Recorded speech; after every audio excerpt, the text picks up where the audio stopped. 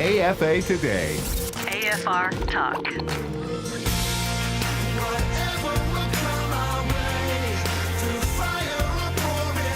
AFA Today on AFR Talk. Kevin McCullough, glad to be with you on this Friday edition from the belly of the news beast, shadow of the Freedom Tower, north of the Trinity Church Cemetery, where our very first Secretary of Treasury was buried, Alexander Hamilton, and now directly across the street from the 9/11 Memorial and Museum. And it's interesting because we have discussions almost daily in this part of the city about everything related to the aftermath of 9/11 and why it still counts and still matters. Kevin McCullough is my name. My phone number is 888-589-8840. Fox News reported last night that they have papers called SITREP reports that were compiled by intelligence professionals as a part of a contract for the Department of Defense. And they say the following, quote, U.S. Army Sergeant Bergdahl at one point during his captivity converted to Islam, fraternized openly with his captors, declared himself a mujahid, or warrior for Islam, according to secret documents prepared on the basis of a purported eyewitness account obtained by Fox News. Experts consulted by Fox News said that the SITREP number 3023 presents a picture of an American captive who, if not an active collaborator, may have succumbed to Stockholm Syndrome, the dynamic by which hostages can be enamored of their captors and join their cause or simply feigned allegiance in order to survive. Yeah, the reason you know that part of it's total bunk is because he went looking for them. He didn't have Stockholm Syndrome. He wanted to be part of this. He was telling his dudes before he left, I'm ashamed to be an American. I came here to set the Afghani people free. We don't really know what he meant by that. Kind of like fundamental transformation. Scary phrase when definitions are vague, that's for sure. That's why we seek to obliterate confusion, amplify truth, pursue clarity. All right, so the Taliban's feeling all good today. They're telling Time magazine, we feel inspired to kidnap more people. We will go kidnap more soldiers. They will help us, and we will please Allah. Allah will be very pleased with us. That's great, right? And now that they got their starting five back in the captain's roundtable, we just gave 5 terrorists total freedom. What did we not learn in 9/11? I don't comprehend it.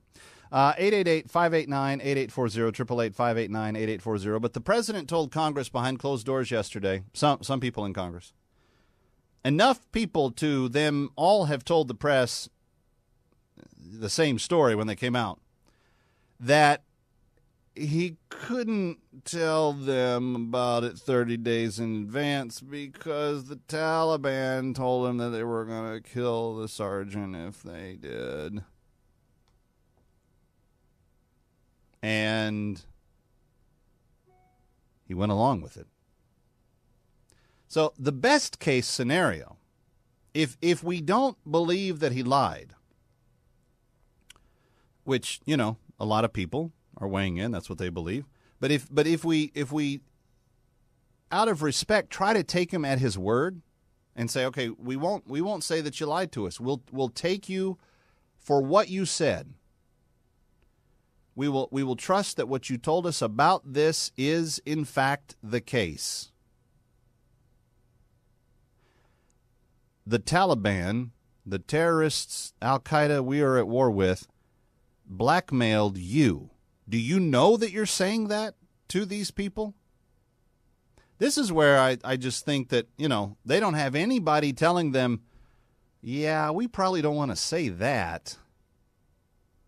It'd be much better for us to come out and say, hey, we didn't feel like you guys needed to know, so we didn't tell you.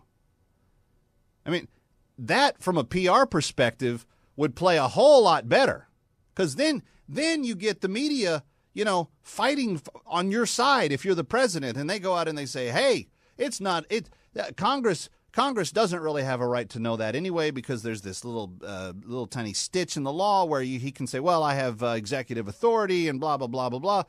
It'd be way better to try to keep people confused going down that path, which is why I'm almost wondering if this is actually true.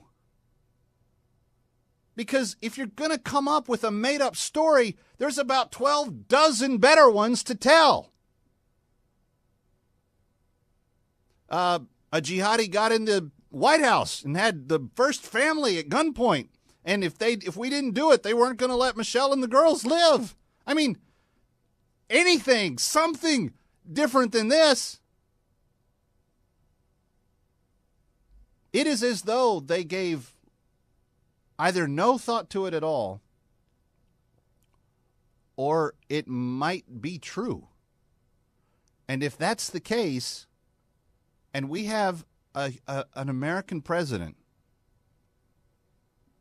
who had so little reflection, so little self-confidence, such great fear and great doubt, his own shadow said boo to him and he jumped, that he caved to the demands of the terrorists we're at war with, convincing himself the whole time that we're not at war with anyone anymore because he's here. Well, he's here, so it all stopped. It just, the war came to an end. Mr. Obama showed up and magic beans just, got thrown on the ground and everything else just changed. That's what we were kind of sold was going to happen.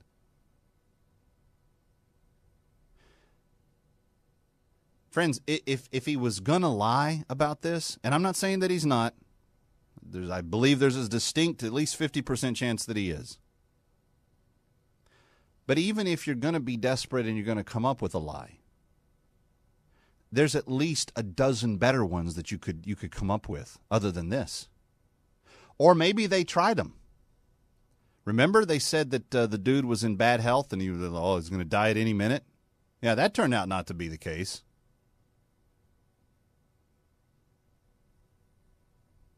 So which is more dangerous for America? A chief executive, a commander-in-chief that can be blackmailed,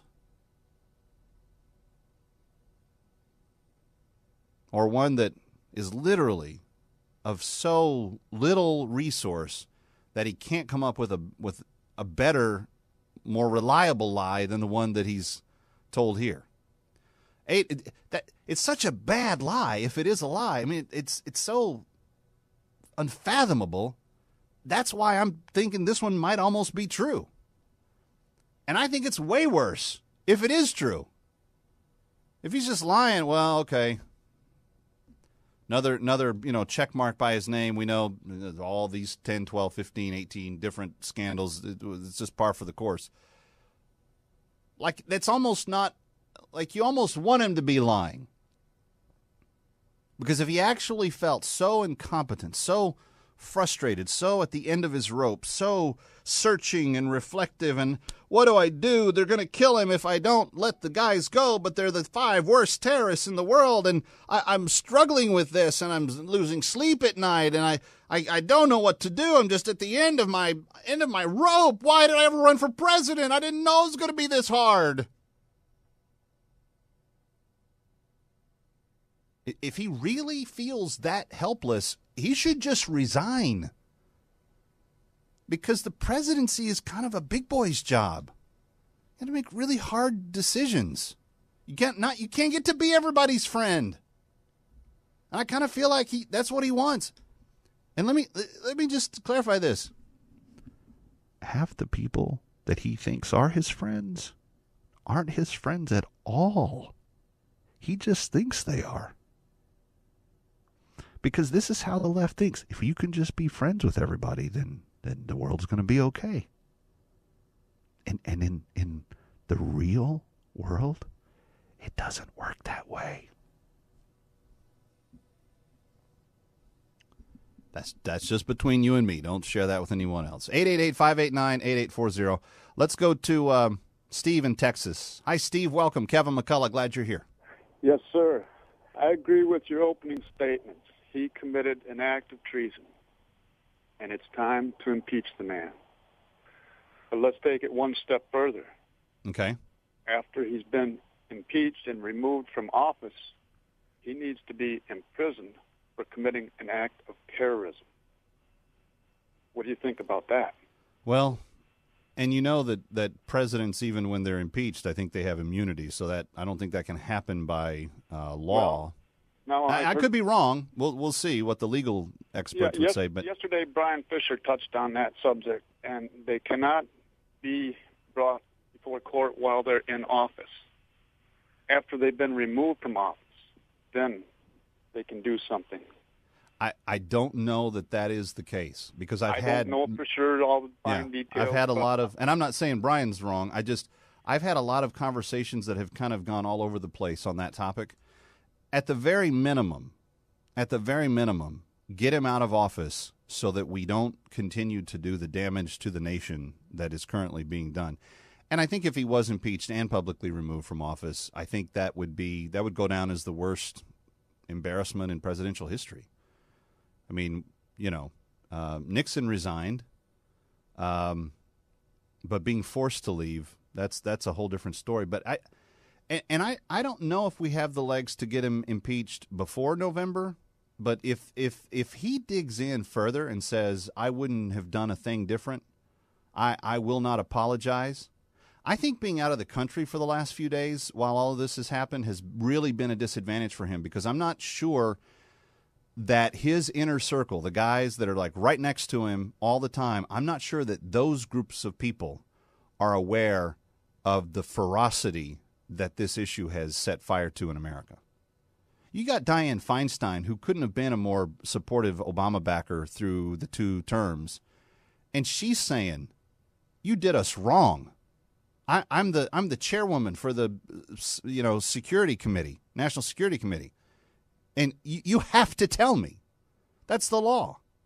Oh, well, we didn't tell you because we were getting blackmailed. They were going to kill him if we told anybody. Let's go to Darren in Arkansas. Darren, you're next with Kevin McCullough. Glad you're here. Hi. Hey there. Generally, just statements about the fact that Obama and his religion, I believe it's without a doubt, if you look at the evidences and the proofs, which I look like at a lot of things that you're not going to see on Fox News or even on your program maybe, or other people's that we all listen to out here. YouTube is full of some good information, but I watched a video the other day. It's probably over an hour long, but it had different skits in it. It's about Obama, of course, the whole thing. But he's in an interview, and the commentator, which I think is someone like Brian Williams or somebody, but you see the back of him, and you see Obama's face, and Obama says something about his Muslim faith. And he goes on to the next sentence, and the guy stops him and says, "You mean your Christian faith?" Yeah, that's a pretty famous interview. And look at that and the fact that his wedding ring says there is no God but Allah. And you mentioned Allah a while ago. He's not our God. He's not the God of right. the Lord Jesus Christ. I mean, so I believe it's without a doubt that we've been infiltrated, and we must look ahead at the dire future that is ahead of us. But for Christians, we know this is going to happen. And God says, I found this earlier. I was reading it, and I thought, wow, looky there. It's in Thessalonians. 2 Thessalonians says, "And for this cause, which is unrighteousness and deceivableness of unrighteousness, for this cause God shall send them strong delusion that they should believe a lie." So people are believing a lie. Most of the people that we're telling, get out there and vote, get out there and vote, we're trying to get these younger people to get out there and vote, and they're filling the voting boxes, but they don't know what they're voting for. They're not listening to the stuff like that you're saying, Kevin, in your program and other people's. They're not going online looking at this. They're living every day for the day and for their entertainment for the day, and they don't even know what the guy has done or is doing. They're not keeping them. Part of that is true, Darren, but part of that falls on us to communicate to them the difference. I mean, how will people hear without a preacher? And we've got to be the ones that, walk door to door in our neighborhoods and say, I want to talk to you about what's going on in our country, and I want you to know what we're up against. And if we don't do that, then we can't blame them. That's on us. We've got to. The people that know the truth have to be the ones that tell the truth. Kyle in Ohio, you're up next with Kevin McCullough. Glad you're here. Hi. How you doing? Good.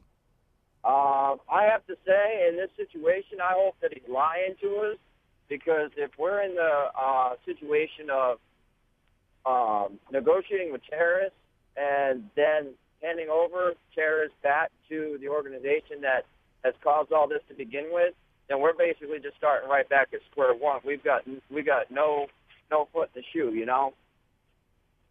I think that's everybody's concern coming out of the end result of this, because whether he lied, whether he was manipulated, whether he was blackmailed, whether it was a combination of the two, whatever all of that adds up to, what we clearly understand right now is that on his way to the United States is a young man who got some of his fellow troops killed because he went AWOL. When going AWOL, at least 6 died that were associated with the search for him. And while he was in the cahoots with the enemy, converted to Islam, did a lot of things with those guys, shot guns, did rifle practice. We don't know if he collaborated on any missions, but we do know that after he went disappearing, that the accuracy of the Taliban on the American forces in the area got really precise. So, there's some problematic things that he's going to need to still yet answer for. And worse than that, we gave the world back 5 of the worst terrorists alive with no restraint. There's no accountability. There's nothing that's going to keep them from moving around. And it's just a really dangerous time. Friends, we're gonna pursue where the truth goes, and wherever that leads, we will make sure that we highlight that for you. I'm so glad that you've been with us this week. I'm Kevin McCullough. Thank you. Please tell your friends and come back next time for AFA Today on AFR Talk every weekday. Now, coming up next, that silver fox, Brian Fisher. He's the only one that likes to get in more trouble than me. So I'm going to let him. Focal Points up next. AFA Today, signing off for the week, AFR Talk. So glad you've been here. Thanks. We'll see you next time.